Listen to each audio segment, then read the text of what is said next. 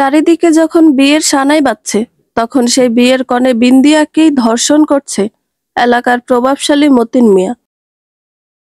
বিন্দিয়ার চিৎকার সানায়ের সুরে আটকা পড়ে যাচ্ছে বারবার। ভাঙা ঘরটার দিকে কেউ তাকাচ্ছেও না, যেখানে বিন্দিয়ার ইজ্জত হরণ করা হচ্ছে।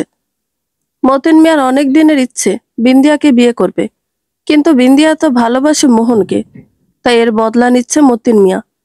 এ যেন কোনো সিনেমার কাহিনী, কিন্তু এই সিনেমায় নায়ক বাঁচাতে পারেনি নিরীহ বিন্দিয়াকে। মতিনের খায়েশ মিটিয়ে গেলে বিন্দিয়াকে ছেড়ে উঠে পড়ে।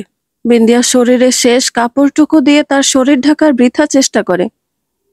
বিন্দিয়ার করুণাময় চোখ আর আর্তনাদ ভরা কণ্ঠ কাবু করতে পারল না মতিনকে। যখন তার সব শেষ, তখন ভাঙা জানালার ফাঁক দিয়ে শুনতে পেল বর এসেছে, বর এসেছে। কিন্তু তার তো সব শেষ। ভালোবাসার মানুষকে ঠকাবে কেমন করে? মতিন তড়িঘড়ি ভাঙা ঘর থেকে বের হয়ে যায়। বিন্দিয়া অনেক কষ্টে উঠে ভাঙা টিনের ফুটো দিয়ে তার ভালোবাসার মানুষটিকে একটিবার মন ভরে দেখে নেয়। এটাই যে তার শেষ দেখা। আর হয়তো ওই মায়াময় দৃষ্টিতে তাকিয়ে থেকে তার ভালোবাসার মানুষটিকে দেখা হবে না তার। সবাই যখন বরযাত্রীদের আপ্যায়নে ব্যস্ত, তখন বিন্দিয়া ভাঙা ঘরের আড়ায় ওড়না জড়াতে ব্যস্ত। বিন্দিয়া চেয়েছিল তার ভালোবাসার মানুষটির সাথে সারা জীবন থাকতে, কিন্তু সেটা আর হলো না। পৃথিবীকে শেষবারের মতো দেখে ফাঁস গলায় আটকে ঝুলিয়ে পড়ল বিন্দিয়া। এতক্ষণে কনের কোনো খবর নেই। চারিদিকে হইচই পড়ে যায়। নীরব হয়ে যায় সানায়ের সুর। এই সুরটা আগে বন্ধ হওয়া উচিত ছিল। মিয়া বাড়ির বিয়ে বলে কথা, সারা এলাকার মানুষ দাওয়াত পেয়েছে, তাই লোকের সমাগম কম নয়। মিয়া সাহেবের নাতনি ফাতিমা হঠাৎ করে ভাঙা ঘরটিতে ঢুকে বিন্দিয়াকে আড়ার সঙ্গে ঝুলতে দেখে দৌড়ে তার মায়ের কাছে গিয়ে বলে, ও মা, ফুফু তো ভাঙা ঘরে ঝুলুনি ঝুলুনি খেলতেছে। ছোট মেয়ে বুঝবে কেমন করে যে তার ফুফু তো মারা গেছে? সবাই ছুটে ভাঙা ঘরে এসে বিন্দিয়ার ঝুলন্ত লাশ পায়। বিন্দিয়ার মা সুরা খাতুন তো বাঁচে আর মরে। মিয়া সাহেবের তো কয়েক ঘন্টা হুঁশ ছিলই না। পুরো বাড়িটা যেন এক মুহূর্তে শোকাচ্ছন্ন হয়ে পড়ে।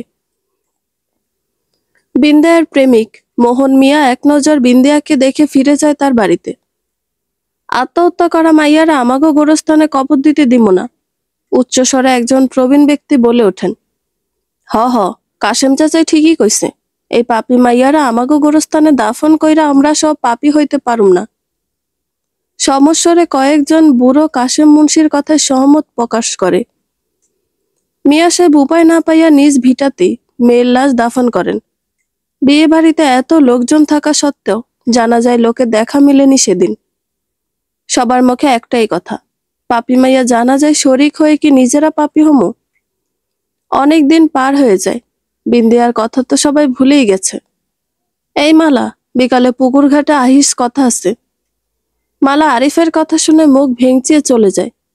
আরিফ আর মালা একসাথে একই স্কুলে পড়ে। আরিফের বয়স 8 আর মালার বয়স 7। বিকালে আরিফ পুকুর পাড়ে গিয়ে বসে রইল। মালা আইব কি? কখন ধইরা দাঁড়ায় আছি। আহনের নাম নাই। আরিফ মনে মনে বিড়বিড় করছে। হঠাৎ আরিফের দিকে কেউ একজন ঢিল ছুঁড়ে মারে। এই ক্যাডারে ঢিল মারতাছস? সাহস থাকলে সামনে আয়। আরিফ রাগী কণ্ঠে বলে ওঠে, কি করবি সামনে আইলে? আইলাম সামনে, কি করবি কর। বলতে বলতে আড়াল থেকে উঠে আসতে লাগলো মালা। তাইলে তুই? আমি ভাবছি তুই আইবি না। আইসস, ভালা করছস। চল, ওই মিয়াবাড়ির ভিটায় যামু বড়ই পারতে। আরিফ বলতে লাগলো, আমি যামু না ওই মিয়াবাড়ির ভিটায়। আব্বাই কইছে ওইখানে ভূত থাকে। ধুর সেমরি, তুই ভূতে বিশ্বাস করস? আরে চল, ভূত আমারে দেখা ডরায়।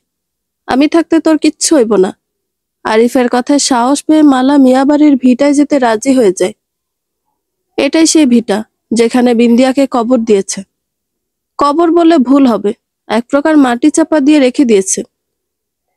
অবশেষে তারা মিয়াবাড়ির ভিটায় পৌঁছে যায়। তুই নিচে থাকবি আর আমি গাছে উঠা বড়ই পারমু। আচ্ছা, সাবধানে উঠিস কইলাম। আরিফ গাছে উঠে পড়ে। শীতের বিকালে চারিদিকে কুয়াশা আচ্ছন্ন হয়ে গেছে। আরিফ গাছে উঠে পড়ার পর কুয়াশা যেন আরো বাড়তে থাকে। এক পর্যায়ে গাছের নিচে কুয়াশার জন্য কিছু দেখা যায় না। হঠাৎ মালা চিৎকার দিয়ে উঠল। আরিফ তড়িঘড়ি নিচে নেমে দেখে মালা গাছের নিচে নাই। আরিফ ভাবে হয়তো মালা লুকোচুরি খেলছে, কারণ প্রায়ই আরিফের সাথে এমন মজা করে সে। দেখ মালা, মজা করিস না, এমনিতেই সন্ধ্যা হয়ে আইতেছে, ঘরে ফিরা লাগবো, তুই কোথায় লুকাইছিস? আরিফ মালার নাম ধরে ডাকতে থাকে, কিন্তু কোথাও মালার কোনো সাড়া শব্দ নেই। তুই লুকাইছিস তো? আচ্ছা থাক, আমি গেলাম, ভূতেরা আইসা তোর ঘাড় মটকাই বনে। এই বলে আরিফ বাড়ির পথে পা বাড়ায়, কিন্তু তখনও মালার কোনো সাড়া নেই। আরিফ ভাবে হয়তো বাড়িতে চলে গেছে মালা, তাই সে বাড়িতে ফিরে আসে। সন্ধ্যা 7টার দিকে মালার বাপ খোকন মিয়া আরিফদের বাড়িতে আসে মালার খোঁজে। আরিফ তখন কুপির আলোয় পড়তেছিল।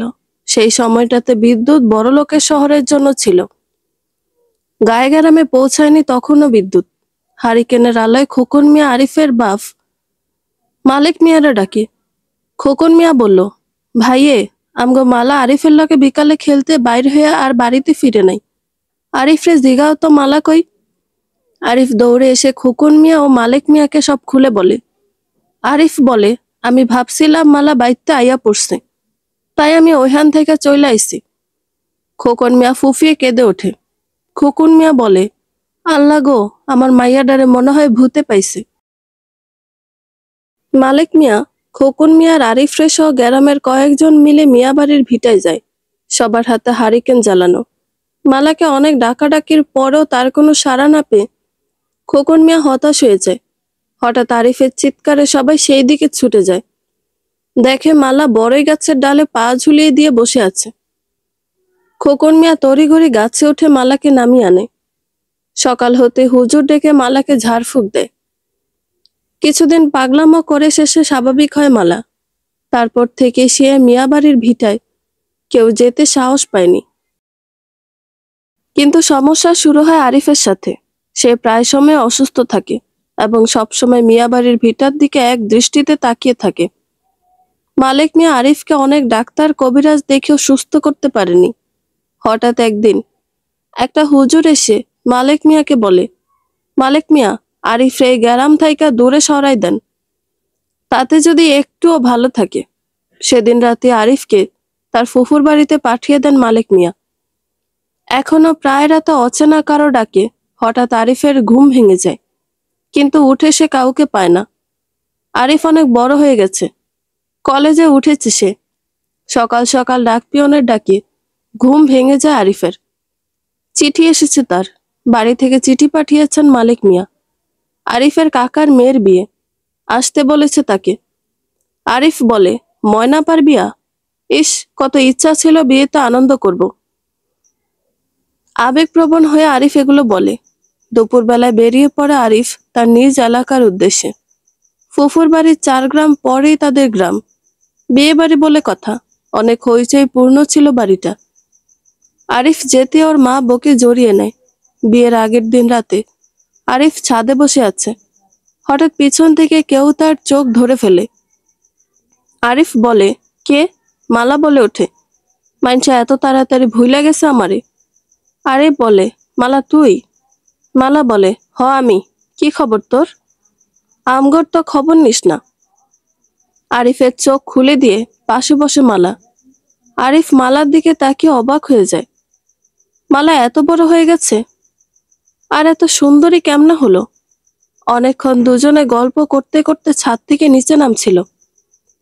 হঠাৎ কারো আত্মচিৎকারে পেছন ফিরে তাকিয়ে দেখে আরিফের চাচাতো বোন ময়না ছাদ থেকে লাফিয়ে পড়েছে। আরিফ আর মালা ছাদের ওপর দেখে তাদের দিকে মুখ ঘুরিয়ে একটা মেয়ে দাঁড়িয়ে আছে। মেয়েটার গায়ে সাদা রঙের শাড়ি জড়ানো। আরিফ কিছু বলতে যাবার আগে অদ্ভুত মেয়েটা হঠাৎ মালার ঠিক কাছে চলে আসে। আরিফ মালার হাত ধরে টানতে টানতে নিচে নামতে চেষ্টা করে, কিন্তু মালাকে সে এক চুলও নড়াতে পারল না। আরিফ মালার দিকে তাকাতেই দেখে সে মালার নয়, সে অদ্ভুত মেয়েটার হাত ধরে আছে। তাহলে মালা কোথায় গেল? আরিফ ভয়ে দুপা পিছিয়ে যায়। মেয়েটা আরিফের দিকে তাকিয়ে ভয়ঙ্কর ভাবে হাসছে আর বলছে, আমার লগে যারা খারাপ করছে তাগো আমি সুখী থাকতে দিব না। যেই গ্রামে বিন্দিয়ার বিয়ে হয় নাই, সেই গ্রামে কোনো মাইয়ার বিয়া হইতে দিব না। আরিফ এই পরিস্থিতিতে কি করবে ভেবে পাচ্ছে না। আদৌ কি সে মালার সাথে এতক্ষণ ছিল, নাকি মালার ছদ্মবেশী কোনো আত্মার সাথে। আরিফ বুঝতে পারে এটা মিয়াবাড়ির ভিটায় যে মেয়েকে কবর দিছে, এটা সেই বিন্দিয়ার আত্মা। আরিফ প্রাণপণে পালাতে চেষ্টা করছে, কিন্তু সে যত জোরে দৌড়ায় না কেন, দেখে ঠিক একই স্থানে দাঁড়িয়ে আছে। বিন্দিয়ার আত্মা আরিফের দিকে এগিয়ে আসছে। আরিফ কি করবে ভেবে পাচ্ছে না। আরিফ, বাজানো ওঠ, সকাল যে হইয়া আইলো। মায়ের ডাকে চোখ খুলল আরিফ। তবে এতক্ষণ কি সে স্বপ্ন দেখছিল? আরিফ এই বৃষ্টি ভেজা সকালেও ঘেমে গেছে। মায়ের ধাক্কায় হুঁশ ফিরে তার। আরিফের মা হাসি বেগম অনেক ভালো মনের মানুষ। এক কথায় তার মতো সহজ সরল মানুষ পাওয়া বড় দায়। এই তো সেদিন বিকালবেলা আরিফের চাচির সাথে অন্য পাড়ায় ঘুরতে গেছিল। হঠাৎ চাচি অন্য গলিতে চলে গেলে হাসি বেগম পথ হারিয়ে ফেলে। মাত্র কয়েক মিটার দূরত্বে নিজের বাড়ি, অথচ চিনেন না তিনি। সবাই তো হাসতে হাসতে শেষ তার কর্মকাণ্ড দেখে। আরিফ ঘুম থেকে উঠে ফ্রেশ হয়ে নাস্তা শেষ করলো। আরিফ বলে, আম্মা, মালারে তো দেখি না, মাইয়াটা থায় কই? আরিফের কথা শুনে হাসি বেগম চুপ হয়ে যায়। চোখের কোণে তার অশ্রু ভরে যায়। আরিফ বলে, কি হইল আম্মা, কও না মালা কোথায়? হাসি বেগম বলে, বাপরে, তুই যাওনের পর হঠাৎ কইরাই মালা নিখোঁজ হইছে। অনেক খুঁজাও পাওয়া যায়নি মাইয়াডারে। মায়ের কথা শুনে আরিফ অবাক হয়ে যায়। এত কিছু ঘটে গেছে, অথচ সে কিছুই জানে না। আরিফ বলে, আম্মা, খোকন মামা কই এখন? খোকন মিয়া মালার বাবা। হ্যারেও তো দেখি না। আম্মা বলে, তোর খোকন মামা তো মাইয়াটা হারানোর পর পাগল হয়ে গেছে। হ্যারে তো বেরি দিয়া বাইন্দা রাখা হয়েছে। হ্যাঁ কয় মালারে নাকি মিয়াবাড়ির ভিটা আটকে রাখছে কেউ। কিন্তু মিয়াবাড়ির ভিটায় কেউ যাইতে সাহস পায় না। দিনের বেলাও কেমন ভুতুরে পরিবেশ রে বাপ। আরিফ মায়ের কথা শুনে তৎক্ষণাৎ উঠে মালাদের বাড়ির দিকে যায়। কত মজা করছে মালার সাথে, পুরনো সব স্মৃতি ভেসে ওঠে আবসা হয়ে। আরিফের চোখের কোণে সামান্য পানি জমে। আরিফ বলে, মামি বাড়িতে আছেন? মালার মা জমেলা বানু উত্তর দেয়, ক্যাডা ডাকে? আরিফ বলে, মামি, আমি আরিফ, গেটটা খুলে দাও। জমেলা বানু গেট খুলে দিয়ে অনেকদিন পর আরিফকে দেখে আবেগপ্রবণ হয়ে পড়ে। শাড়ির আঁচলে চোখ মুছতে মুছতে জিজ্ঞেস করে জমেলা বানু, কিরাম আসিস রে বাপ?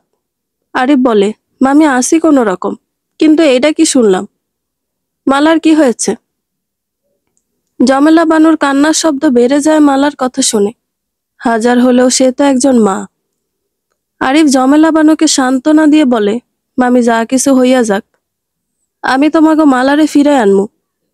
আমার লাইগা ওর এই পরিস্থিতি, সেই দিন আমি না কইলেও যাইতো না মিয়াবাড়ির ভিটায়। আরিফ খোকন মিয়াকে এক নজর দেখে ফিরে আসে বাড়িতে। বাড়িতে ফিরে সে লোকজনের কানাকানি শোনে। এই মাইয়াডার কপালে যে কি আছে, এই নিয়ে 4 নম্বর বিয়ে এই গ্রামে, কিন্তু একটা বিয়াও পুরাপুরি হয় নাই। এই বিয়াটা কি হইব? কয়েকজন লোক এই কথাগুলো বলা বলি করছিল। আরিফ তার মায়ের কাছে বিষয়টি নিয়ে আলোচনা করে। আরিফ বলে, আম্মা, আমি যাওয়ার পর এই গ্রামে কি হয়েছে আমারে খুইলা কও। হাসি বেগম বলে, সেদিন আমাগো গ্রামে একটা বিয়া হচ্ছিল। চমকানো আয়োজনে ভরপুর ছিল সারাটা গা। হঠাৎ কেডা দৌড়াইতে দৌড়াইতে আইসা কইল, বিয়ার কনে নাকি আত্মহত্যা করছে। একটু পরে শোনা গেল, খোকন মিয়ার মাইয়া মালারে খুঁজা পাওয়া যাচ্ছে না। পুরো গ্রাম জুইরা কেমন একটা ভুতুরে পরিবেশ বিরাজ করতেছিল। তোর বাপে আর খোকন মিয়া মালারে খুঁজতে খুঁজতে মিয়া বাড়ির ভিটায় যায়, কিন্তু অনেক খুঁজাও মালারে পায়নি সেই দিন। কেউ কেউ বলতেছিল, ওই বিয়া বাড়ির আশেপাশে নাকি মালারে দেখা গেছিল। যখন বিয়ের বধূ বিষ পান কইরা মইরা যায়, তারপরেও কিছু কিছু লোক মালারে দেখছে, কিন্তু আর দেখা মিলেনি মালার। এই গ্রামে আরো 2টো বিয়াই এমন ঘটনা ঘটছে, তখনও নাকি মালারে দেখা গেছে। একজনে পুকুরে ঝাঁপ দিয়া মরছে, আরেকজন ফাঁস লাগাইয়া। তারপর থাইকা আর এই গ্রামে কোনো বিয়া হয় না। মাইয়া পোলারা অন্য গ্রাম থেকে বিয়া কইরা আসে এই গ্রামে। মায়ের কথা শুনে ধাক্কা খায় আরিফ। এটা কি বলছে তার মা? তাহলে সেই রাতের স্বপ্ন কি সত্যি হতে চলেছে? ময়নার কপালে কি ওইভাবে মৃত্যু আছে? আর এই মৃত্যুর খেলায় মালার যোগসূত্র কি? যে করেই হোক এই মৃত্যুর খেলা বন্ধ করতে হবে।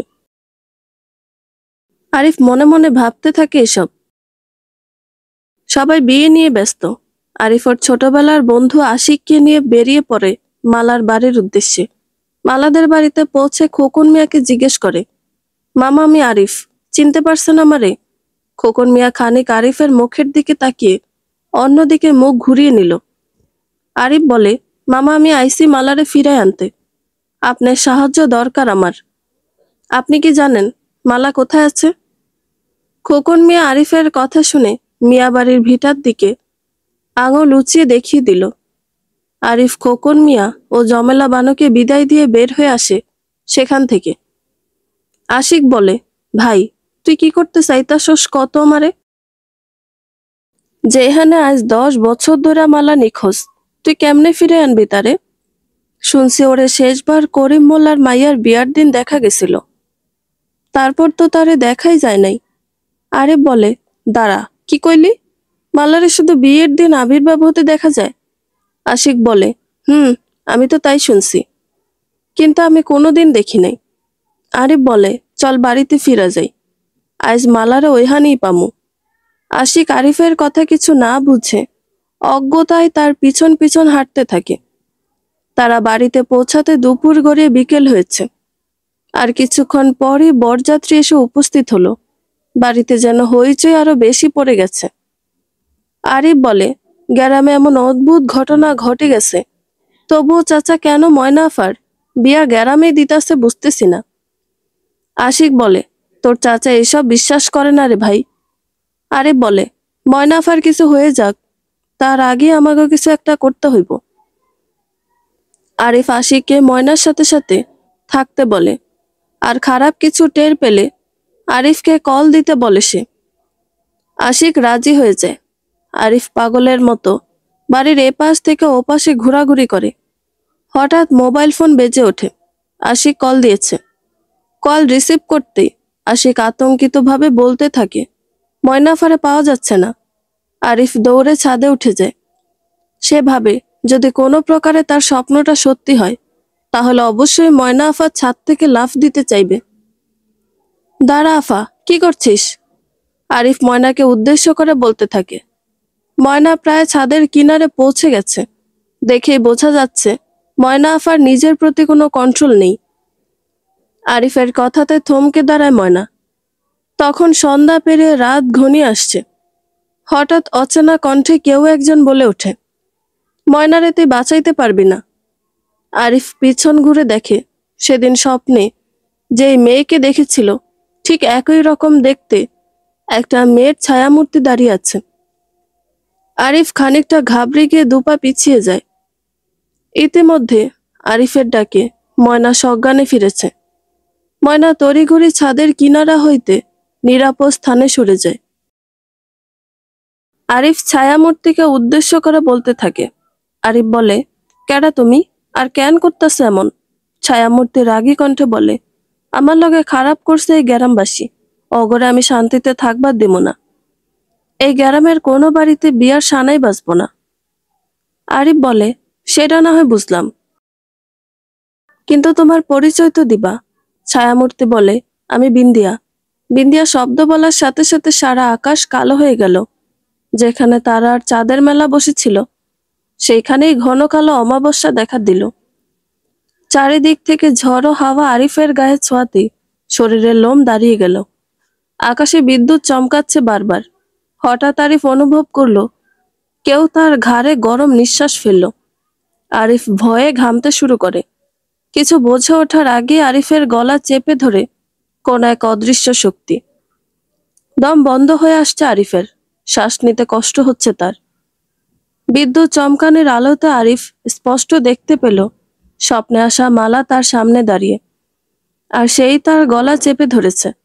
আরিফ অনেক কষ্টে নিজেকে ছাড়িয়ে বলে ওঠে, মালা তুই আমারে চিন্তাছোস না? আমি তোর আরিফ। আরিফের কথা শুনে অদৃশ্য শক্তি দৃশ্যমান হয়ে গেল। অশ্রুসিক্ত নয়নে আরিফের দিকে তাকিয়ে আছে মালা। আরিফ বলে, এতদিন কোথায় আছিলি তুই? জানোস তোর বাপ তোর অভাবে পাগল হয়ে গেছে। মালা এখনো অশ্রুসিক্ত নয়নের ছায় আরিফের দিকে তাকিয়ে আছে। আরিফ বলে, কিছু কইতাছস না কেন? হঠাৎ ছায়ামূর্তি নিমিষে মালাকে গায়েব করে দিয়ে নিজে অদৃশ্য হয়ে গেল। আরিফ কি করবে ভেবে পাচ্ছিল না। মালা হুট করে আসলো, আবার হুট করে কোথায় উধাও হয়ে গেল। এটা কি তবে বিন্দিয়ার অভিশপ্ত আত্মার কোনো কারসাজি? আরিফ ধপ করে ছাদে বসে পড়ল। পেছন থেকে ময়না এসে আরিফকে ধরে নিচে নেমে গেল। ময়না আর আরিফের নিখোঁজে এতক্ষণ পুরো বিয়ে বাড়িতে শোকের ছায়া নেমে এসেছে। তাদের দেখে সবাই যেন দেহে প্রাণ ফিরে পেল। আরিফ সবাইকে সবকিছু খুলে বলে, আর ময়নার বিয়ে স্থগিত করে দেওয়ার কথা বলে। কিন্তু আরিফের কাকা আব্দুল কাদের তো এক কথার মানুষ। তিনি একবার যেহেতু বলেছেন এই বিয়ে হবে তো হবেই, যে কোনো প্রকারে। আরিফ অনেক মানা করা সত্ত্বেও কাদের মিয়া সবাইকে উদ্দেশ্য করে বলেন যে তার মেয়ের বিয়ে তিনি দিবেন এবং আজকেই। আরিফের কথাতে মূল্য দেওয়া হয় না, কিন্তু ময়না আপার কোনো ক্ষতি হোক সেটা চায় না আরিফ। ময়না তার বাবারে অনেক বোঝাইল এবং তার নিজ চোখে দেখা সব বলার পরও মানতে পারল না কাদের মিয়া। একটু পরেই ময়না আপারে অনেক সুন্দর করে বউ সাজিয়ে নিয়ে আসা হলো। আরিফ ময়নার পিছু ছাড়ছিল না। বরপক্ষ চলে এসেছে, সবাই সেদিকে খেয়াল রাখতে ব্যস্ত। বউয়ের ঘরে আরিফকে ঢুকতে দেওয়া হলো না। আরিফের চাচি মুখ ভেঙচিয়ে বলে ওঠে, বেড়া মানুষ বউয়ের ঘরে ঢুকে কি করবা? তার থেকে যাও, মেহমানদারি করো গিয়ে। আরিফ অনেক চেষ্টার পরও ময়নার সঙ্গে থাকতে পারল না। একটু পরেই খবর এলো ময়না কাচের চুড়ি দিয়া জিভ ও গলা কেটে আত্মহত্যা করেছে। আরিফ চুপ করে বসে আছে নদীর তীরে। সে বাঁচাতে পারল না তার প্রিয় ময়না আপারে।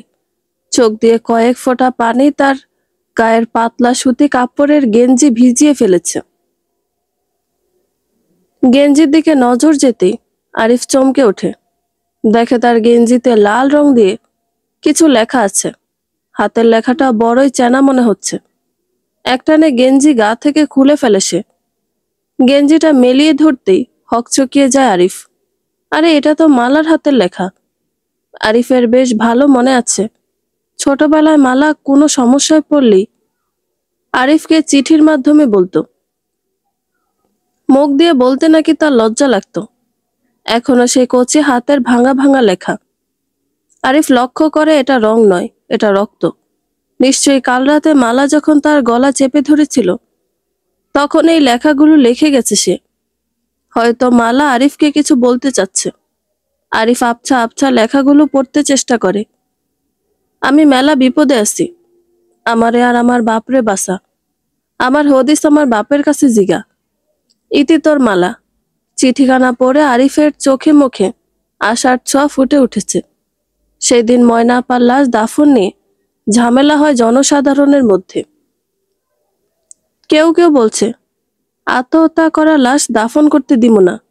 আবার কেউ বলছে ভূতে মেরে রেখে গেছে, তাই দাফন করা হবে। অনেক কথা কাটাকাটির পর কয়েকজন মিলে ময়না আপার মরদেহ কাকার বাড়ির আঙিনায় দাফন করা হয়। সেদিন আরিফ বুঝেছিল কেন বিন্দিয়া অভিশপ্ত হয়েছে। পরদিন বিকালে আশিককে সাথে নিয়ে মালাদের বাড়িতে আসে আরিফ। আরিফ বলে, মামি আসুনি, গেটটা খুইলা দাও, খোকন মামার লগে কিছু কথা আছে। জমেলা বানো আরিফরে ভিতরে আসতে দেয়। আরিফ বলে, মামা, মালা কোন জায়গায় আছে আপনি দেখছেন? খোকন মিয়া আরিফের কথা শুনে মাথা নাড়ে। আবার কেমন ভয়ে ভয়ে চোখ মিয়া বাড়ির ভিটার দিকে দিয়ে কাঁদতে থাকে। আরিফ বলে, মামা ভয় পায়েন না, কিচ্ছু হইব না। আমি মালারে ফিরায় আনমু যে কোনো মূল্যে। আরিফের কথায় খোকন মিয়ার মুখে হালকা হাসি ফুটে উঠল। আরিফ বলে, মামা, আপনি শেষবার মালারে যেইখানে দেখছেন ওইখানে লইয়া যান আমাগরে। জামেলা বানু আরিফের কথা শুনে অবাক হয়ে যায়। জামেলা বানু বলে, এই পাগল মানুষ লইয়া কেমনে যাইবা বাপ? আরিফ বলে, সেই সব আমার হাতে সাইরা দেন মামি। আপনি মামার পায়ের শিকল খুইলা দেন। জমেলা বানু একটু ভেবে আরিফের কথায় আশ্বস্ত হয়ে শিকল খুলে দিল। নিজেকে মুক্ত পেয়ে খোকন মিয়া দৌড়ে মিয়া বাড়ির ভিটার দিকে যেতে লাগলো। জমেলা বানু বলে, আরিফ ধরো হেরে, চলে যাইতেছে তো। আরিফ বলে, ভয় পেন না মামি, আপনি বাড়িতে থাকেন। আশিক চল, খোকন মামারা অনুসরণ করা যাক। এই বলে আশিককে সাথে নিয়ে আরিফ খোকন মিয়ার পিছন পিছন ছুটতে থাকে। অনেকক্ষণ ছোটার পর খোকন মিয়া মিয়া বাড়ির ভিটার সামনে এসে দাঁড়িয়ে পড়ে। তখন সন্ধ্যা হয়ে এসেছে। পশ্চিম আকাশে সূর্য যায় যায় ভাব। মাগরিবের আজান পড়ে গেছে।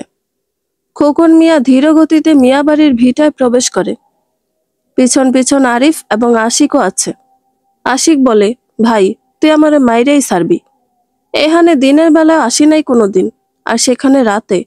আমার কিছু হইলে তুই দায়ী থাকবি। আরিফ বলে, হালা চুপ থাক, আর খোকন মামারা অনুসরণ কর। খোকন মিয়া হঠাৎ একটা ইট বাঁধানো পুরনো কবরের পাশে দাঁড়িয়ে যায়। আশিকের ভয়ে প্রাণ যায় যায় অবস্থা। আরিফ আড়াল হয়ে দেখতে থাকে কি হতে চলেছে। খোকন মিয়া বলে, মালা, মা আমার, তুই কোথায়? খোকন মিয়ার কথা শেষ হতেই চারিদিকের আবহাওয়া বদলে গেল। ঘন কালো মেঘ সন্ধ্যার রক্তিম আকাশকে কালো করে দিয়ে গেল এক নিমিষে। হঠাৎ কারো উপস্থিতি টের পেল আরিফ এবং আশিক। আরে এটা তো মালা। শিকলে বাঁধা অবস্থায় হঠাৎ কোথাও থেকে দৃশ্যমান হলো তার। একটু টের পায়নি আরিফ এবং আশিক। মালা বলে, আব্বা তুমি এইখানে আইসো কেন? অয় তোমার ক্ষতি করে দিব, যাও হেন থেইকা, পালাই যাও। হঠাৎ ভয়ঙ্কর হাসির শব্দে আকাশ বাতাস উথাল হয়ে যায়। এই শব্দ সেই পুরনো কবর থেকে আসছে। আশিক ভয়ে আরিফের কাঁধে শক্ত করে হাত দিয়ে ধরে রাখলো। আরিফ আশিককে সাহস দিয়ে বলল, কিচ্ছু হইব না, ভয় পাইস না। আশিক আরিফের কথা আর বিশ্বাস করতে পারছিল না। তবুও তার কিছু করার ছিল না। বাধ্য হয়ে আরিফের সঙ্গ দিতে হয় তাকে। মালা ওর বাবার উদ্দেশ্যে বলে, বাপজান তুমি এখান থেকে যাও, হয় তোমার ক্ষতি করে দিব। কিন্তু খোকন মিয়া এক চুলও নড়ল না। যা হওয়ার দেখা যাবে। সে কিছুতেই তার মেয়েকে রেখে যেতে চাইল না। হঠাৎ আকাশ থেকে একটা বিজলির ঝলকানিতে পুরো মিয়াবাড়ির ভিটা আলোকিত করে ফেলল। আরিফ এবং আশিক দুজনে স্পষ্ট দেখতে পেল কেউ একজন ছায়ামূর্তির মতো দাঁড়িয়ে আছে মালার বাবার সামনে। মুখে তার ভয়ঙ্কর হাসি, অগ্নিশিখার চাহনি। বুঝতে আর বাকি রইল না যে এটা বিন্দিয়ার অভিশপ্ত আত্মা। হঠাৎ খোকন মিয়ার গলা চেপে ধরে সে। মালা হাত জোর করে বলতে থাকে, আমার বাপজান রে মাইরেন না, আমি তো আপনার সব কথা শুনি।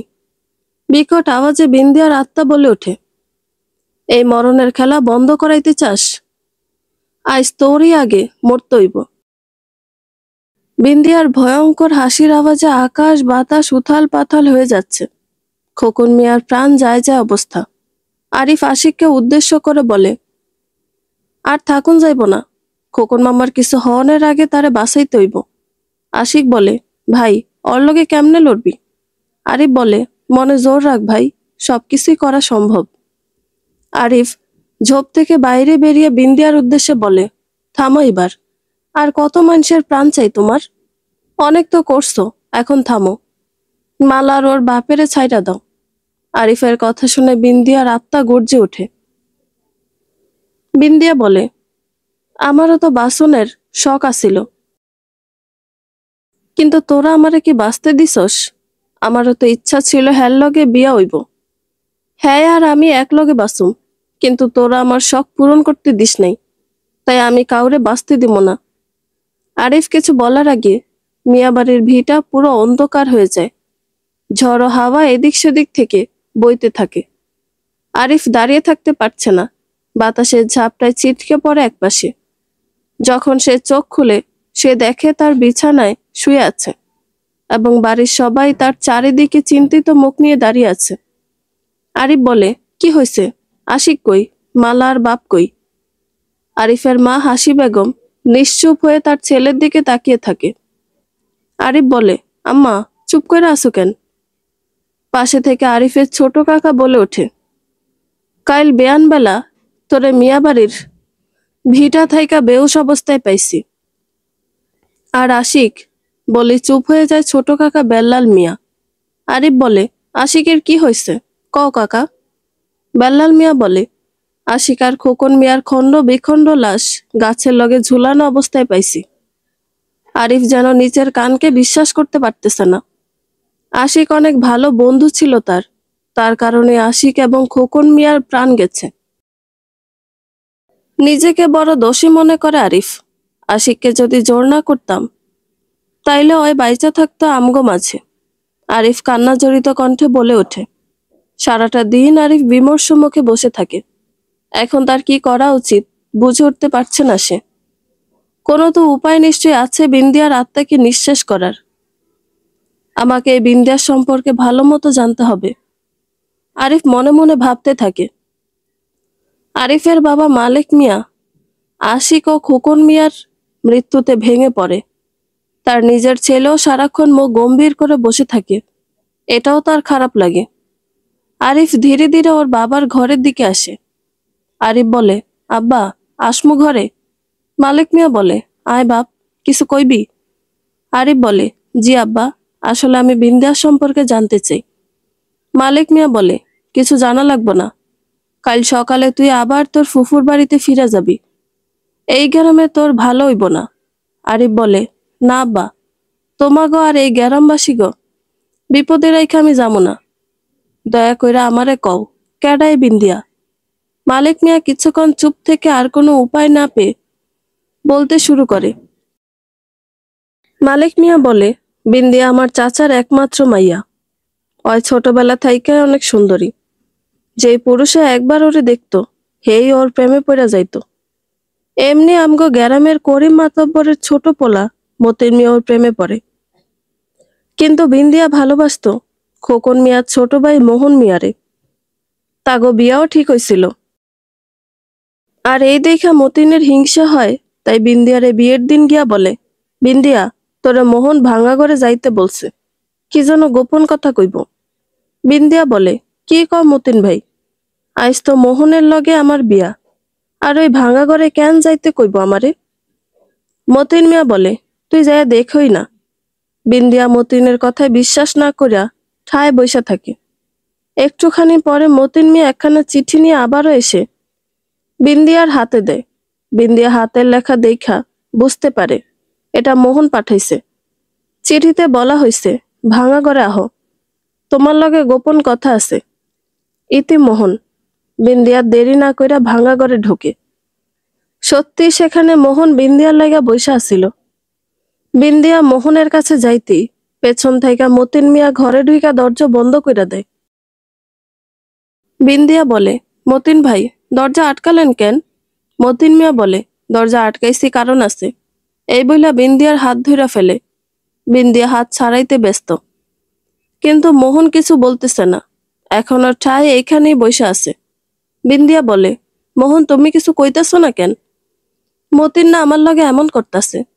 মোহন হাসতে থাকে, সাথে মতিন মিয়াও।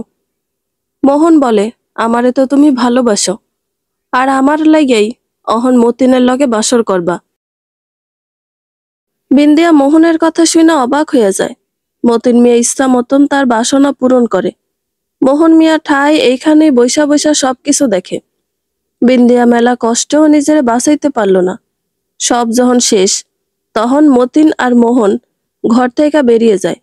যাওয়ার সময় মোহনরে উদ্দেশ্য কইরা মতিন মিয়া বলে, মোহন মিয়া, আজ থাইকা তোমার সব ঋণ মকুব কইরা দিলাম। বিন্দিয়া বুঝতে পারে সামান্য ঋণের লাইগা নিজের হবু বধূর দেহ যে দান করবার পারে সে তাকে ভালোবাসতে পারে না।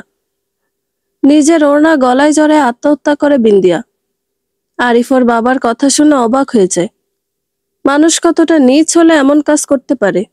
আরিফ বলে, কিন্তু আব্বা তুমি এগুলো জানলা কেমনে? মালেক মিয়া বলে, সেদিন আমি ওই বিয়া বাড়িতে ছিলাম। খেলতে খেলতে হঠাৎ কইরাই ভাঙা ঘরের দিকে চোখ যাইতেই সব দেখছি আমি নিজের চোখে। তখন আমি ছোট আছিলাম, তাই কাউরে কর সাহস পাইনি। আরিফ বুঝতে পারে বিন্দিয়ার সাথে খুব খারাপ হয়েছে। আরিফ বলে, আব্বা অহন মতিন মিয়া আর মোহন মিয়া কই আছে? মালেক মিয়া বলে, তাগো খবর পাওয়া যায় না অহন। কই আছে কেউ জানে না। আরিফ ওর বাবার ঘর থেকে বেরিয়ে আসে। সে চিন্তা করে আবারও সে বিন্দিয়ার সাথে দেখা করবে। হয়তো ও প্রতিশোধ নিতে চায়, আর প্রতিশোধ নিলে হয়তো ওর আত্মা মুক্তি পেয়ে যাবে, আর এই মৃত্যুর খেলাও বন্ধ হয়ে যাবে। আরিফ সেই রাতে গোপনে ঘর থেকে বেরিয়ে পড়ে মিয়াবাড়ির ভিটার উদ্দেশ্যে। নির্জন রাত, ভুতুড়ে পরিবেশ বিরাজ করছে চারিদিকে। আরিফ পৌঁছে যায় সেই জায়গায় যেখানে বিন্দিয়াকে কবর দিয়েছে। কবর বললে ভুল হবে, সেখানে তার দেহ মাটি চাপা দিয়ে রাখা হয়েছে। আরিফ সেই জায়গায় পা বাড়াতেই হঠাৎ পেছন থেকে কেউ তার হাত ধরে ফেলে। আরিফ চমকে উঠে পিছন ফিরে তাকিয়ে দেখে তার সামনে ভয়ঙ্কর এক চেহারা। আতঙ্কিত হয়ে আরিফ দুপা পিছিয়ে যায়। হালকা আলোয় দেখতে পায় সেই ভয়ঙ্কর মুখটা তার প্রিয় বন্ধু আশিকের। আরিফ আবেগপ্রবণ হয়ে আশিকের দিকে নীরব দৃষ্টিতে তাকিয়ে থাকে। আশিক আরিফের দিকে তাকিয়ে ইশারায় বলতে চাইছে, ওই ভিটায় যাইস না বন্ধু। কিন্তু আরিফ আশিকের সেই ইশারার ভাষা বুঝল না। আশিক হঠাৎ অদৃশ্য হয়ে গেল। আরিফ বুঝতে পারল এটা আশিকের আত্মা। তাকে হয়তো কিছু বলতে চাইছিল ইশারায়। আরিফ সবকিছু উপেক্ষা করে আবার ভিটার সেই জায়গার দিকে পা বাড়ায়। এতক্ষণ সবকিছু ঠিক ছিল। হালকা মৃদু বাতাস, তারা ভরা জ্যোৎস্না রাত। কিন্তু সবকিছু পাল্টে গেল এক মুহূর্তে, যখন আরিফ বিন্দিয়ার কবরের পাশে গেল। কোন একটা মেয়ের মায়াবী কণ্ঠে কান্নার আওয়াজ ভেসে আসে আরিফের কানে। আকাশ পুরোটাই অন্ধকার আচ্ছন্ন হয়ে গেছে। ভালো করে নিজের হাতটা পর্যন্ত দেখা যাচ্ছিল না। আরিফ এদিক সেদিক সেই কান্নার আওয়াজের উৎস খুঁজতে থাকে। অবশেষে একটা ভাঙা ঘরের কাছে পৌঁছে যায় আরিফ। আরিফ বলে, এটাই কি হেই ঘর যেখানে বিন্দিয়া ফাঁস দিয়া মরছে? আরিফের হৃদস্পন্দন বেড়ে যায়। শরীর থেকে অনবরত ঘাম ঝরতে থাকে। কাপা কাপা হাতে ভাঙা দরজাটায় ধাক্কা মারে সে। দরজার টক টক শব্দ করে খুলে যায়। দরজা খোলা মাত্রই আরিফের মাথার ওপর দিয়ে কালো রঙের বাদুড় ডানা ঝাপটে আকাশে উড়াল দেয়। আরিফ ভয়ে ভয়ে ভিতরে প্রবেশ করে। চারিদিকে অন্ধকার, মোবাইল তো লগেই আছে। আরিফ মনে মনে বলে ওঠে। ছোট বাটন মোবাইলটা বের করে অল্প আলোর টর্চটা অন করে দেয় সে। মোবাইলের আলো হালকা হালকা দেখা যাচ্ছে। আরিফ মোবাইলের আলো ঘুরিয়ে ঘুরিয়ে দেখছিল। হঠাৎ তার মোবাইলের আলোর সামনে এক বীভৎস চেহারা দেখে মোবাইল হাত থেকে পড়ে গেল। আরিফ জোরে জোরে আল্লাহর নাম নিতে চাইছে, কিন্তু তার গলা দিয়ে কোনো আওয়াজ বের হচ্ছে না। মোবাইল পড়ার সাথে সাথে ভেঙে খন্ড খন্ড হয়ে গেল। আরিফ পাগলের মতো হাত দিয়ে এদিক সেদিক মোবাইল খুঁজতে লাগলো। হঠাৎ অন্ধকারে তার হাতে ভেজা কিছুর অনুভূতি পেল। হঠাৎ আকাশে বিকট শব্দে বজ্রপাত হলো, সাথে বিজলির ঝলকানি। বিজলির আলোতে আরিফ স্পষ্ট দেখতে পেল তার হাতে রক্ত লেগে আছে। আরিফ চিৎকার দিয়ে মরিয়া হয়ে সেই ঘর থেকে বের হওয়ার পথ খুঁজতে লাগলো। দরজা বন্ধ হয়ে গেছে আপনা আপনি। আরিফ চোখ বন্ধ করে বসে রইল এক জায়গায়। হঠাৎ সবকিছু স্বাভাবিক হয়ে যায়। আরিফ ধীরে ধীরে চোখ মেলে তাকায়। চোখ খুলতেই দেখে ঘরটা আলোয় ভরে গেছে। তার সামনে এক অপরূপ সুন্দরী মেয়ে দাঁড়িয়ে আছে। কে এই মেয়ে? আরিফের মনে বারবার প্রশ্নটা ঘুরপাক খাচ্ছে। আরিফ কাপা কাপা গলায় জিজ্ঞেস করে, কেডা তুমি? এখানে কি করতেছো? মেয়েটা আরিফের দিকে তাকে অবাক করা এক গাল হাসি হেসে বলে ওঠে, আমি বিন্দিয়া, যে আজ থেকে 30 বছর আগে এই ঘরে ফাঁস লাগায় আত্মহত্যা করছি। আমি হেই বিন্দিয়া, যার ভালোবাসার মানুষ তার লগে বেইমানি করছে। হ্যাঁ, আমি হেই বিন্দিয়া, যার লগে গ্রামের লোক খারাপ করছে। আরিফ বলে, কিন্তু হেরা তো তাগো ভুল বুঝবার পারছে, তোমার উচিত ওগো ক্ষমা করে দেওয়া। বিন্দিয়া বলে, না, হেরা এখনো ভুল বুঝে নাই। তারা ময়নার লগে এমন করছে। যেদিন আত্মহত্যা করা মাইয়া গো দাফন করার ব্যবস্থা হইব, সেই দিন আমি ওগো মাফ করুম। আরিফ বলে, আচ্ছা ঠিক আছে, কিন্তু বিয়া নিয়া তোমার এত খুব কিসের? বিন্দিয়া বলে, আমারও ইচ্ছা আছিল বিয়া হইব, একটা ঘর হইব, একজন মানুষ হইব, কিন্তু যার লেগে এত কিছু করলাম, বাপের লাথি গুতা খাইয়া বিয়ার ব্যবস্থা করলাম, হ্যাঁ তো বেমানি করলো। আমি এর প্রতিশোধ চাই। আরিফ বলে, ঠিক আছে, আমি কথা দিতেছি অগ বিচার আমি করুম। বিন্দিয়া বলে, ঠিক আছে, যেদিন অগ বিচার হইব সেই দিন আমার মৃত্যুর খেলা বন্ধ হইব। আরিফ বলে, মালা কি ক্ষতি করছে? পরে তুমি আটকায় রাখছো কেন? বিন্দিয়া বলে, আমি ভাবছিলাম মালারে বাঁচানোর লাগে ওর কাকা মোহন আইব, কিন্তু এত বছরও আইলো না। আমার প্রতিশোধ নেওয়া হইল না। আরিফ বলে, মালারে ফিরাই দাও, আমি কথা দিচ্ছি মোহন আর মতিনের বিচার হইব।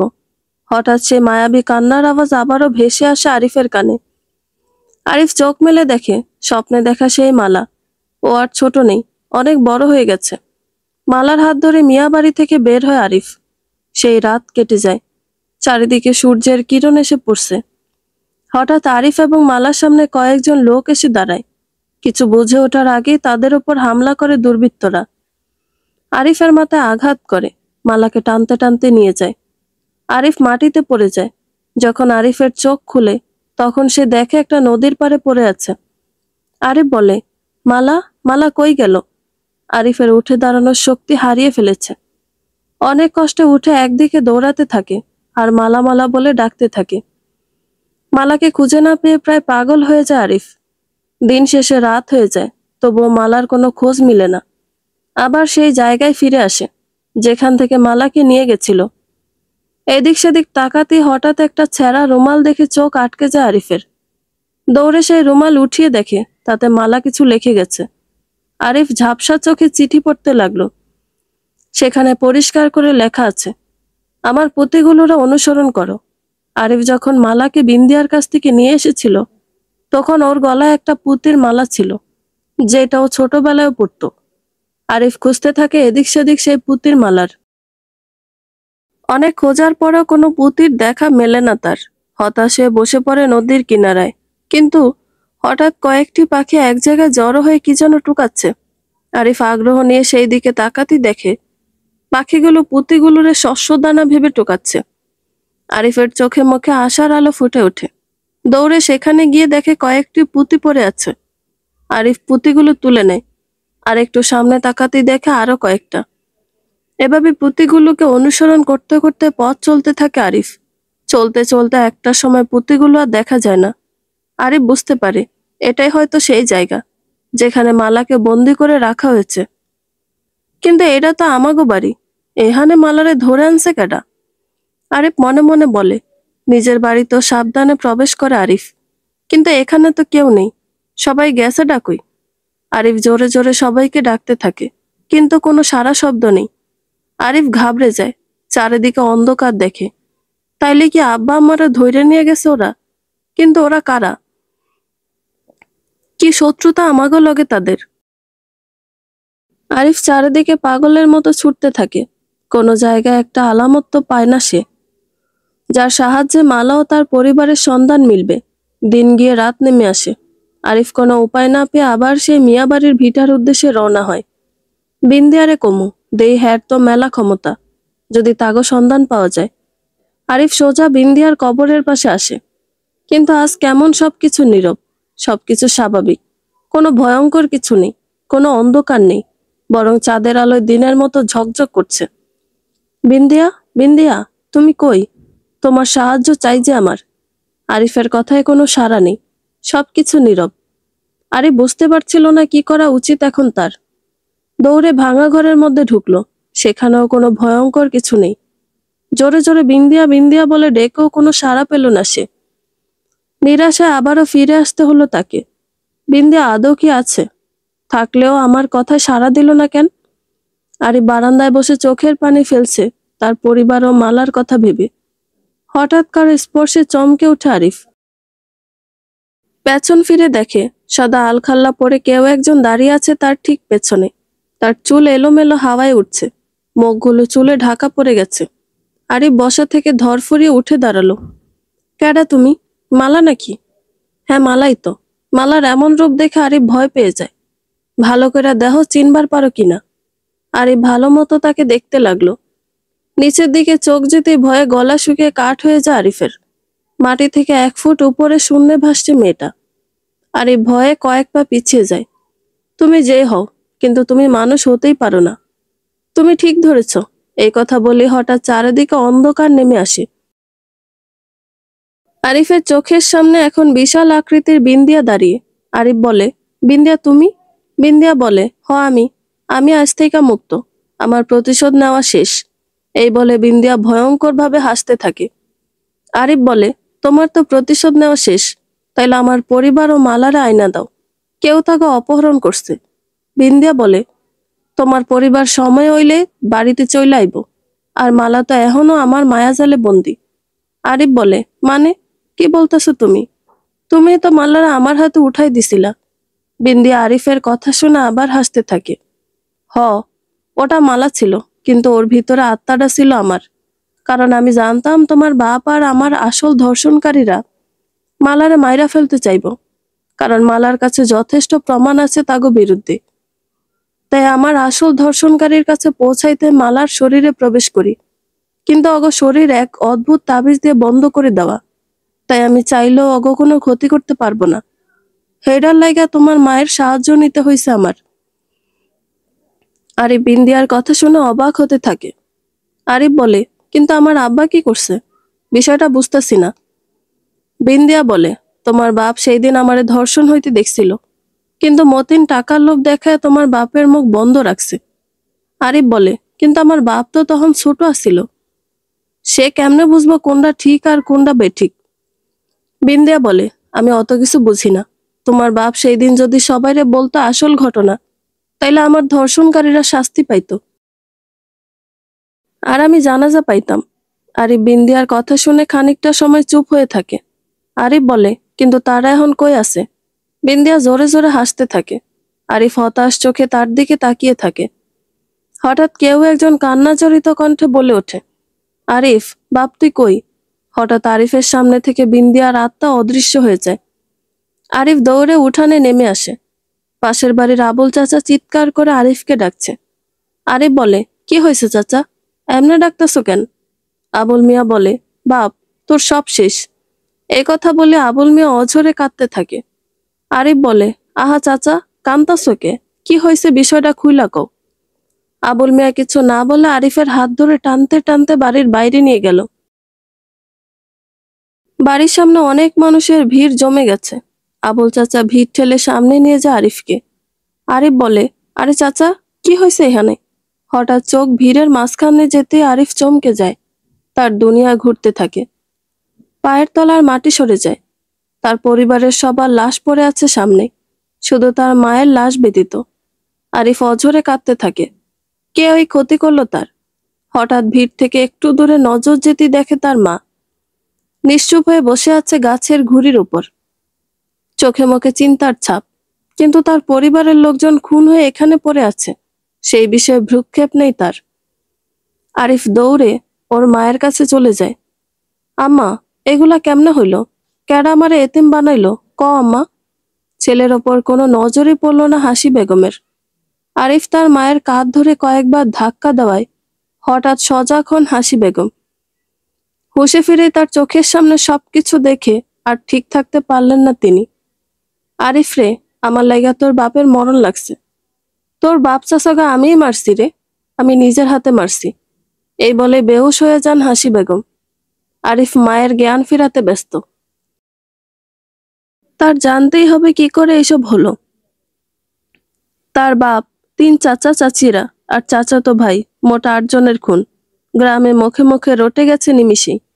আরিফ তার মায়ের জ্ঞান ফিরতেই তাকে জিজ্ঞেস করে, আম্মা, তুমি শান্ত হইয়া কও আমারে, কেমনে হইল এসব? আরিফের কথায় হাসি বেগম কিছুক্ষণ চুপ থেকে তার নীরবতা ভেঙে বলতে শুরু করেন, বাপরে, ভোরে তোর বাপের লেগে চা বানিয়ে নিয়ে আইতেছিলাম। হঠাৎ তোর ছোট কাকির চিল্লানির শব্দে দৌড়ে গেলাম সেখানে। বাজান, গিয়া দেহি মোহন মিয়া আর মতিন মিয়া এখন মাইয়ারে বাইন্দা টাইনা হেস্টা নিয়ে আইতাছে আমাগো বাড়ির দিকে। আমি দৌড়াই তোর আব্বারে কইলাম মাইয়াডারে বাঁচাইতে, কিন্তু তোর আব্বা কইল ওই মাইয়া বাইসা থাকলে নাকি আমগো অনেক ক্ষতি হইব, তাই তোর আব্বা বাধা দেয় নাই। কিন্তু আমি এই অন্যায় সহ্য করতে না পাইরা তাগো বাধা দিতে যাইতে চাই, কিন্তু তোর বাপ আর কাকার আমারে জোর করে ঘরে আটকায় দেয়। অনেক চিল্লা চিল্লিতেও কেউ দরজা খুইলা দেয় নাই। বাইরে সবাই বলা বলি করতেছিল, মাইয়ারা বাইসা থাকলে আমাগো সবার কপালে দুঃখ আছে, পরে মাইরা ফেলতে হইব। এমন সুন্দর মায়া ভরা মুখের একটা মাইয়ার ওরা কেন মারতে চায়? আমি অনেক কষ্টে দরজা ভাঙ্গা বাইর হইয়া দেখি মাইয়াডার গলা কাইটা হালাইছে, রক্ত দিয়া সারা উঠান ভিজে গেছে। মাইয়ারা তখনও তাকায় আছে, চোখ থেকে পানি ঝরতেছে। এই দৃশ্য আমি সহ্য করবার না পাইরা সামনে থাকা দা নিয়ে অগদিকে এগুইতে থাকি। কোনোদিন এত সাহস আসে নাই, কিন্তু আজ আসছিল। একটা অজানা শক্তি আমার উপরে ভর করতেছিল। আমি চোখের নিমিষেই সবাইরে খুন করে হালাইছি। তোর বাপরেও ছাড় দেই নেই। কথাগুলো বলে পুনরায় অজ্ঞান হয়ে যায় হাসি বেগম। অনেক বড় আঘাত হয়তো পেয়েছেন তিনি। আরিফ মায়ের কথা শুনে হতবাক হয়ে যায়। এটাও কি সম্ভব? কিন্তু মেয়েটাকে, আর সেই মেয়ে যদি খুন হয়েই থাকে, তাহলে তার লাশ কোথায়? আরিফের মনে হাজার প্রশ্ন ঘুরপাক খাচ্ছে। হাসি বেগম ঘুমিয়ে পড়েছে। এই ঘুম সেই ঘুম নয়। এই ঘুম আর কোনো দিন ভাঙবে না। অনেক বড় ধাক্কায় দুনিয়ার মায়া ত্যাগ করেন হাসি বেগম। আরিফের মনে প্রশ্নটা রয়েই গেল, কে সেই মেয়েটি, আর সে কিভাবে তার পরিবারের ক্ষতির কারণ হতে পারে, যার জন্য আরিফের পরিবার মেয়েটিকে খুন করত? পিছপা হাঁটেনি। সবার লাশ দাফন শেষে নির্বাক আরিফ ঠায় জানালার গ্রিল ধরে দাঁড়িয়ে আছে।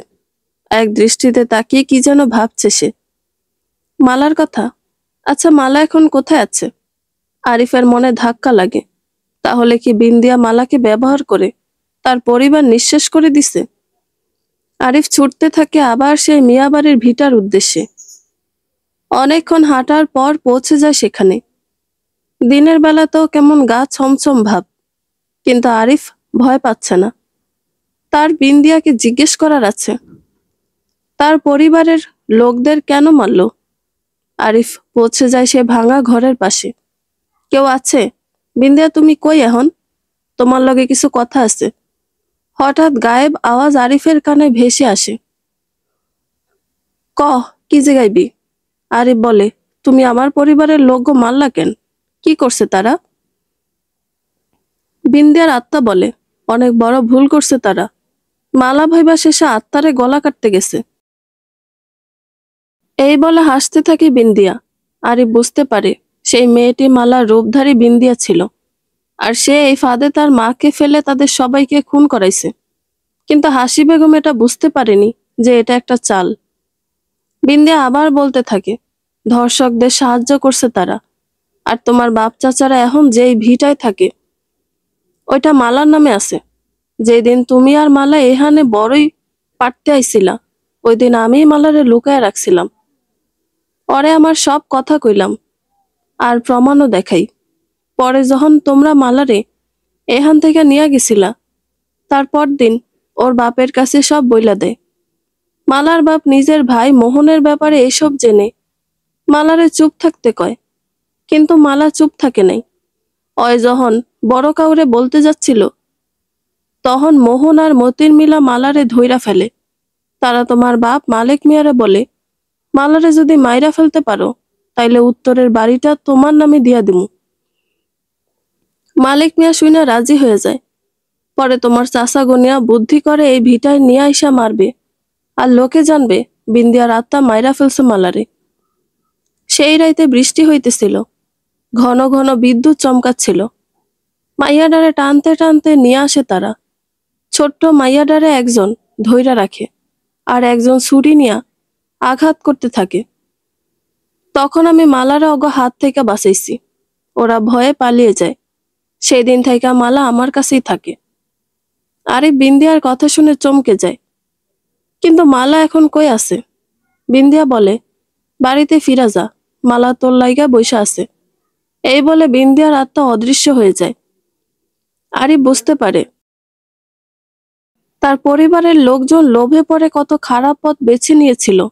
কিন্তু আরো একটা কথা, তাহলে আশিক এবং মালার বাবা খুকুন মিয়ারে কে খুন করেছে? আরিফ ভাবতে ভাবতে বাড়িতে ফিরে আসে। ঘরে ঢুকতেই দেখে মালা উল্টো দিক ঘুরে জানালার পাশে দাঁড়িয়ে আছে। আরিফ ধীর পায়ে ঘরে ঢুকে মালার কাঁধে হাত দিল। মালা এতে কোনো রেসপন্স দিল না। আরিফ মালার নাম ধরে ডাকতেই মালা ঘুরে আরিফের দিকে তাকালো। আরিফ তার মুখের দিকে তাকাতেই ভয়ে শিউরে উঠল। এটা কে? আরিফ দেখতে পেল তার সামনে ভয়ঙ্কর এক অবয়ব আরিফের দিকে মায়াময় দৃষ্টিতে তাকিয়ে আছে। মুখের দিকে তাকিয়ে আরিফ থ হয়ে যায়। আরে এটা তো আরিফের চাচার মেয়ে, ময়না আফা।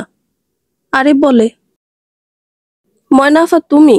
কিন্তু তুমি তো আর দুনিয়ায় নাই, তাইলে কেমনে আমার সামনে দাঁড়ায় আছো? ময়না বলে, আমি এখানে আইছি শুধু তোরে একখান কথা কনে লাইগা। আরিফ বলে, কি কথা? কও দেহি। ময়না বলে, আমি আত্মহত্যা করি নাই ভাই, আমারে মাইরা ফেলছে। হুদা আমি না রে, এই গ্রামে যেই মাইয়া মরছে কেউ আত্মহত্যা করে নাই, সবাইরে মাইরা ফেলা হয়েছে। ময়নার কথা শুনে আরিফ অবাক হয়ে গেছে। এতদিন সে জানতো এই খুনের খেলায় একমাত্র বিন্দিয়া দায়ী, কিন্তু এখন তো দেখছে অন্য কেউ দায়ী। ময়না বলে, কিন্তু যারা এই কাম করছে তাগো শাস্তি দিছে বিন্দিয়া, তাই আজ থেকে আমি মুক্ত রে ভাই। আরিফ বলে, কে করছে এইসব? ময়না বলে, যেদিন থেকে মালা নিখোঁজ হয়েছে তারপর থেকে বিন্দিয়া আর মালার প্রতি মানুষের ভয় আর ঘৃণা ঢুকানোর লেগে তোর বাপে আর আমার বাপে সহ মতিন মিয়া আর মোহন মিয়া মিল্লা এই বুদ্ধি করে। যে মাইয়ার বিয়া হইতে লাগে তারই মাইরা ফেলে আর আত্মহত্যার নামে চালাই দেয়, আর দোষ দেয় বিন্দিয়া মালারে দিয়া তাগো মাইরা ফেলছে। মারার পর লোকজনের মুখে রটিয়ে দেয় মালারে তারা সেই দিন দেখা গেছে। কিন্তু না, মালারে কেউ দেখে নাই, মালা তো আসেই নেই। আরে বুঝতে পারে সব, তার সবকিছু পানির মতো ভেসে ওঠে। ঠিকই তো, আমার বাপ চাচারা সহ সবাই যখন জানতই এই গ্রামে কারো বিয়া হইতে দেয় না বিন্দিয়া, তবুও কেন ময়নাফার বিয়া দেওয়ানোর লেগে চাইছিল? তার মানে তারা জানতো কিছুই হইব না। ময়না বলে, হ, ঠিক ভাবছস, কিন্তু ঘটনা হইল উল্টা। সেদিন সত্যি সত্যি বিন্দিয়া আমারে মাইরা ফেলতে আইছিল, কিন্তু তুই আমারে বাঁচাইছিলি। কিন্তু তারপর লোকজন সন্দেহ করব ভাইবা মতিন মিয়া আর মোহন মিয়া আমারে মাইরা ফেলছে। সবাইরে বিশ্বাস করাইছে বিন্দিয়ার আত্মা মাইরা ফেলছে। আমি আজ অনেক খুশি, আমার খুনিরা আজ শাস্তি পাইছে। বলে ময়নার আত্মা আরিফের দিকে মায়া ভরা দৃষ্টিতে তাকিয়ে আছে। আরিফ ময়নার দিকে তাকিয়ে আছে, মনে পড়ছে তার সেই শৈশবের স্মৃতিগুলো। ময়না আপা কতই না ভালো একটা মেয়ে ছিল, নামাজ পড়তো, কোরআন পড়তো, তবুও মরার পর মেয়েটি ঠিকমতো জানাজা পায়নি। আরিফের মনে আছে ময়না আপা তাকে কত ভালোবাসছে তাকে। ময়না বলে, ভাই আমার লাগে দোয়া করিস, একটা মিলাদ মাহফিলের আয়োজন করিস।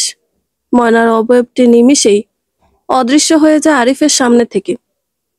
আরিফ এখনো সেই দিকেই তাকিয়ে আছে, নীরব দৃষ্টিতে। হঠাৎ কারো স্পর্শে হুঁশে ফিরে আরিফ, পেছন ফিরে দেখে মালা দাঁড়িয়ে আছে। মালাকে পেয়ে আরিফ দিশাহারা হয়ে যায়, অনেক ভালোবাসে যে তাকে। মালা আলতো করে আরিফের চোখের কোণে জমে থাকা পানি মুছে দিয়ে বলল, তুই আমারে সেই যে বড়ই তলা রাইখা গেলি, আর ফিরা আইলি না। আরিফ বলে, কত কিছুই না করছি তোরে ফিরা পাইতে। মালা বলে, হুম। আরিফ বলে, জানিস মালা, আমি যাদের এত ভালোবাসতাম, এত সম্মান করতাম, তারাই কিনা শেষমেশ খুনি পরিচিত হলো। মালা বলে, আমরা মাঝে মাঝে যা দেখি কিংবা ভাবি সেগুলা কি সবই সত্যি হয়? আরিফ বলে, না রে, এটা আমি বিশ্বাস করতে পারতেছি না রে মালা। এই বলে আরিফ কাঁদতে থাকে। মালা আরিফকে আলতো করে বুকে জড়িয়ে নেয়। আরিফ মালার কোলে মাথা রেখে শুয়ে পড়ে। কতই না শান্তি মালার কাছে। পরদিন মালা আর আরিফের বিয়ে। লোকমুখে রটিয়ে গেছে, আবার নতুন কোনো মরণের খবর পেতে চলেছে তারা। সবাই আরিফ আর মালাকে বাধা দিচ্ছে, এই গ্রামে বিয়ের নাম নিও না। কিন্তু কে শোনে কার কথা? আরিফ আর মালার ধুমধামে বিয়ে হবে, দাওয়াত পেয়েছে গ্রামের সব লোকজন। ব্যাপারী বাড়িতে বিয়ের ধুম পড়েছে। আরিফ বর সেজে মালার বাড়িতে যাবে, ওইদিকে মালা বউ সেজে বসে আছে আরিফের অপেক্ষায়। কখন আসবে সেই মধুময় সময়? গ্রামের লোকজনের মুখে বিমর্ষতার হাতছানি। এবারও কি তারা আরো একটা বিয়ের কনের মৃত্যুর সাক্ষী হতে যাচ্ছে? পালকি চলছে হেলে দুলে মেঠো গায়ের পথ ধরে। এই বর এসেছে, বর এসেছে বলেই কিছু ছেলে মেয়ে দৌড়ে মালাকে খবর দেয়। মালা লাজুক চোখে তাকিয়ে দেখছে আরিফের মায়া ভরা মুখখানা। কবুল কবুল কবুল, বিয়েটা হয়েই গেল। সবাই অবাক, এতদিন পরে প্রথম এই গ্রামে কোনো বিয়া সম্পূর্ণ হলো। আরিফ মালার দিকে তাকিয়ে আছে, এক গভীর স্বপ্ন চোখে এঁকে। মালাও আরিফের দিকে তাকিয়ে আছে, লাজুক চাহনিতে। তাদের বাধা দিতে নেই কোনো বিন্দিয়া, নেই কোনো মতিন, নেই কোনো মোহন। বিয়ে তো পবিত্র বাঁধন। বন্ধুরা, গল্পটি ভালো লেগে থাকলে একটা লাইক করে দিবেন এবং গল্প সম্পর্কে কোনো মতামত জানানোর থাকলে কমেন্ট করতে পারেন। নতুন নতুন আরো গল্প শোনার জন্য চ্যানেলটি সাবস্ক্রাইব করে পাশেই থাকবেন। ধন্যবাদ সবাইকে। ভালো থাকবেন।